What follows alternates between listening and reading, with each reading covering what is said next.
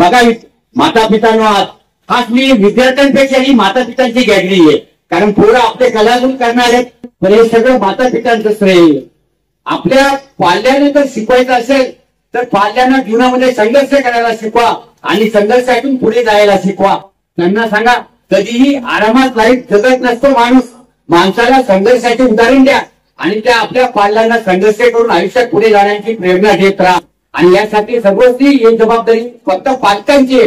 एक छोटंसं उदाहरण आपल्या सगळ्यांना देतो की मुलं कशी डेअरिंगबाज निघाले पाहिजे, त्या मुलांमध्ये असं दडपटपणा ठेवला नाही पाहिजे आणि आईनी पण त्यांना सांभाळायचं नाही.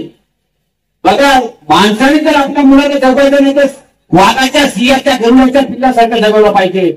एक छोटंच उदाहरण, सिंह असते सिंह, तुम्ही ऐकलं असाल. सिंह ज्यावेळेला गर्भातून आपल्या मुलाला जन्म देते, आपल्या पिलांना जन्म देते, 2-3 पिलांना जन्म देते, सिंह काय करते माहितीये का? ज्यावेळेला आपल्या पिलाला जन्म देते, जन्म दिल्यानंतर एक 10 मिनिटांमध्ये ती माता अशी लांब जाऊन 1520 फूट बसते. अशी कोणची माता नसेल की त्या आपल्या बाळाला जन्म दिल्यानंतर दूर जाऊन बसत असेल. अरे ज्या मुलाने कधी ऊन वारा पाऊस श्वास कधी त्यांनी काही बघितलेलं नाही, मायेचं पांघरून त्यांच्यावर नाही, पण अशा मुलांना सोडून जर ती माऊली बाजूला जात असेल तर ती सिंह काय करते, समोर बसते, 15 फूट लांब बसते आणि तिथे ते पिलं असतात, तिने जन्म झालेले नेकतेच ते पिलं तिच्याकडे बघतात. ते पिलं आईला म्हणता, हे आई आम्हाला घे ना जवळ, हे आई जवळ घे ना, आम्हाला चालता येते नाही, आई आई आम्हाला जवळ घे ना. ती सिंह फक्त पिलांकडे बघते, पिलांकडे बघत राहते की हा पिला कसा उठून माझ्याकडे येतो का नाही. तर ते पिला इतका गैरव्यवहार करतं आईला आणि ती आई काय जवळ येत नाही. मग ती पिलू काय करतं, हळूच कोणी पिलू आपलं धडपडत उठत पडत धडपडत आईकडे येतं. आईकडे आल्यानंतर ते पुढे आईच्या जवळ बसतं. तसेच कधी परीक्षा बघून दुसरं पिलू पण तसंच येतं आणि ते पण खूप, हे आई मला जवळ घेणार, हे आई मला जवळ घेणार. पण ती आई इतकी कठोर असते, कारण ते कठोर का असते की ते आपल्या पिलाला रक्त कसं केलं पाहिजे याच्यासाठी ती आई त्याची परीक्षा देत असते. दुसरं पिलू पण असं चालत येतं आणि ते पण आपल्या आईकडे धडपडत धडपडत येतं. त्याच्यानंतर तिसरं पिलू जागेवर असतं, ते उठतं पडतं, ए आई मला घे ना ग, आई मला उठता येत नाही ना ग, ए आई मला चालता येत नाही ना, आई मी येऊ शकत नाही, अंगात सगळा त्राण आणला तरी मी उठू शकत नाही. ती सिंह बघते, जवळच्या पिलाच्या जवळ येते आणि थोडा डरकाळी फोडते, आकाश डुंदमेल अशी डरकाळी फोडते आणि ती सिंह क्षणार्धामध्ये आपल्या पिलाच्या नंदीचा घोट घेते. का माहितीये का? ती म्हणते तू सिंहाचं पिलू आहे, सिंहाचं पिलू म्हणून जन्माला आलं तर सिंहासारखं जगलं पाहिजे, नाहीतर तुला जगण्याचा अधिकार नाही.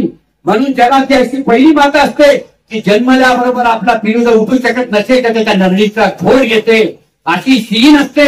तसं तुम्ही सिंह झालं पाहिजे, जिजाऊ सारखं झालं पाहिजे. अरे आजकाल तुम्ही बघितलं कॉम्पिटिशनच नाही, आज सगळा धडपडीचं युग आहे. आज साधा माणूस या युगामध्ये टिकू शकत नाही, इतकी मोठी कॉम्पिटिशन झालेली आहे.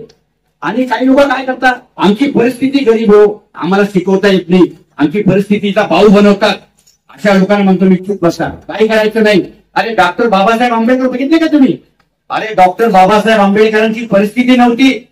त्यांच्या वडिलांनी त्यांना तालुक्याला परीक्षा द्यायला ज्यावेळेला आणलं ना, त्यावेळेला डॉक्टर बाबासाहेब आंबेडकरांचे वडील घरी स्वयंपाक करायचे, रामजी आंबेडकर.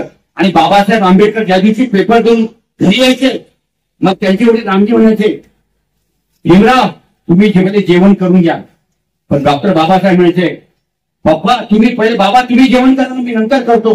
ते म्हणायचे, अरे भीमराव तू पेपरहून आलेला आहे, तू थकून आलेला आहे, पहिले तू जेवण करून घे, तुझं जेवण झाल्यानंतर मी करतो.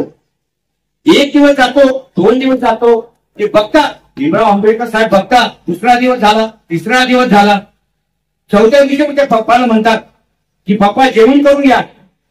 पण ज्या वेळेला त्यांच्या लक्षात येतं की मी जेवल्यानंतर त्या टोपलीमध्ये भाकरीच नाहीये, त्या टोपलीमध्ये भाकरी शिल्लक राहिलेली नाहीये आणि माझे एवढे मला प्रत्येक वेळेला म्हणतात तुमचं जेवण झाल्यावर मी जातो.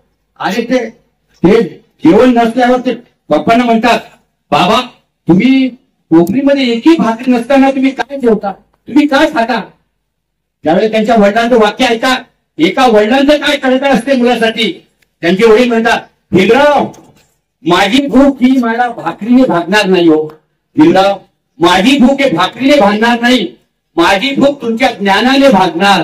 मला तुम्हाला इतकं मोठं झालेलं बघायचंय की तुमच्याकडे वरती मान करून बघता आलं पाहिजे, पूर्ण जगाने तुमचा जयजयकार केला पाहिजे. इतकं मोठं झालेलं मला बघायचंय. त्या तुमच्या ज्ञानाने माझी भूक भागणार आहे, माझी भूक भाकरीने भागणार नाही. अरे ही एका माता पित्याची तळमळ असते. आणि त्या डॉक्टर बाबासाहेब आंबेडकरांनी आयुष्यामध्ये एकही पुस्तक विकत घेतलं नाही. डॉक्टर बाबासाहेब आंबेडकर लायब्ररीत पुस्तक वाचायचे, पण डॉक्टर बाबासाहेब म्हणतात मला माझ्या परिस्थितीचा इतका फायदा झाला, मी एक पुस्तक जर एकदा वाचलं तर मला 10 वर्षापर्यंत ते पुस्तक कधी आठवायची गरज पडत नव्हती. कारण कुठल्या पानावर कुठल्या पॅरेग्राफ मध्ये कुठला प्रश्न लिहिलाय एवढी मी अभ्यास केलेला होता.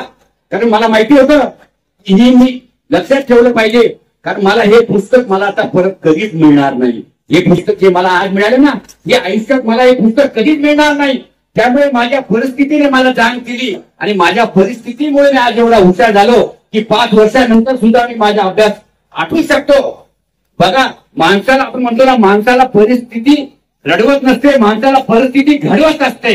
आणि जे मुलं, जे विद्यार्थी अडचणीतून गरिबीतून येतात ना, तेच विद्यार्थी आयुष्यामध्ये सक्सेस होतात आणि ते विद्यार्थीच इतिहास घडवतात.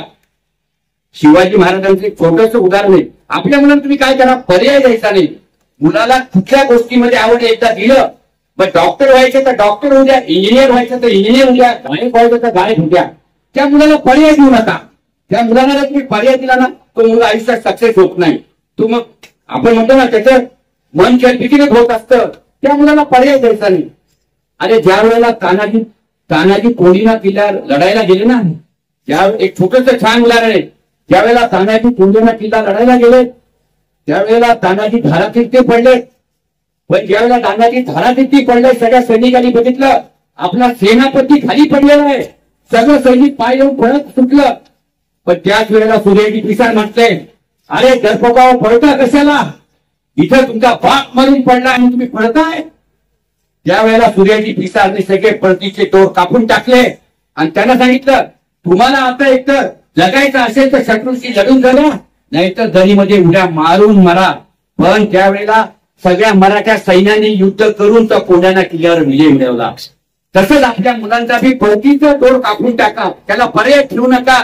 काय असतं, माणसाला जर पर्याय मिळाला ना, माणूस पुढे सक्सेस होत नसतं. त्याचं नाही, एकच पाहिजे, सातत्य पाहिजे.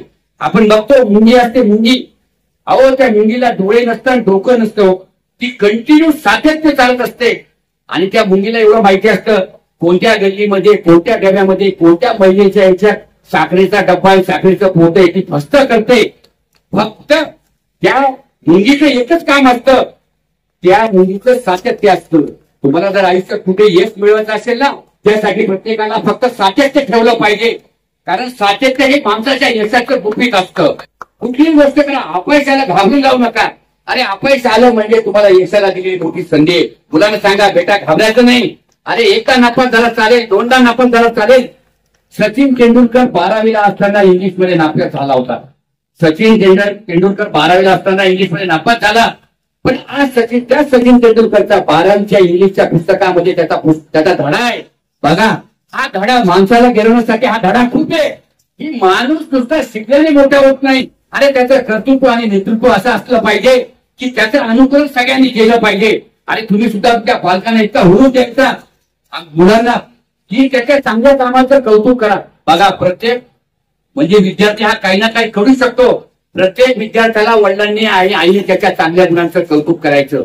त्या मुलाला कधी डिप्रेस द्यायचं नाही, तुला येत नाही, तू करू शकणार नाही, तुला इतकेच मार्क, काही विचार करायचा नाही. हा राजनीती तू चालक परीक्षा होतीये, त्यामुळे विचार करायचा नाही. त्यामुळे मी आणखी आपल्या जास्त वेळ घेतो जास्त, कारण मी फक्त लेट केलं तुमच्या गॅदरिंगमुळे, तुम्ही आपल्या पाल्याच्या याच्यामुळे हे तर मला खूप बोलायचं होतं. पण एक लक्षात ठेवा, आज ज्या पाल्यांनी भाग घेतला, विद्यार्थ्यांनी भाग घेतलाय, त्या सगळ्यांचं मनपूर्वक अभिनंदन केलं पाहिजे.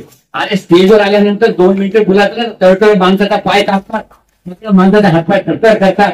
त्या मुलांना ह्या वयात जर अशी डेअरिंग मिळाली ना, त्यांची भाषणाची, वक्तृत्वाची, म्हणजे हे सगळे गुण मुलांना आले पाहिजे. आणि हे सगळे गुण घेणारी संस्था परभणीमध्ये फक्त अक्षर नंदन स्कूल. त्यामुळे मी महेश सरांना तर सॉल्यूट करतो, काकडे मॅडम आणि चांगले मॅडमांना, अरे तुम्ही इतके कार्यक्रम चांगले घेतात, आपल्या घरी 4 पाहुणे येणार तर सगळ्या महिला परेशान होतात, हॉटेल पार्सल मागवतात, नाही तर झोमॅटोला ऑर्डर करतात. इतक्या लोकांकडून एवढी तयारी करून येणं, एवढ्या मातांनी करून येणं म्हणजे आमच्या भगिनींचे फार मोठे कष्ट यांच्या निघतो. घर टाळ्या झाला पाहिजे. काय झालं, आज मी उशीर आलो नसतो ना, तुम्हाला अजून 1 तास आपला मस्त टाइमपास झाला असता. मी तुमच्यामध्ये जास्त वेळ न घेता आमच्या महेश सरांसाठी आलो. मी गॅदरिंग होती. फक्त एवढंच सांगतो, आपल्या आलेल्या प्रत्येक पालकांचं कौतुक करा आणि त्यांचे भरभरून त्यांना प्रोत्साहन द्या.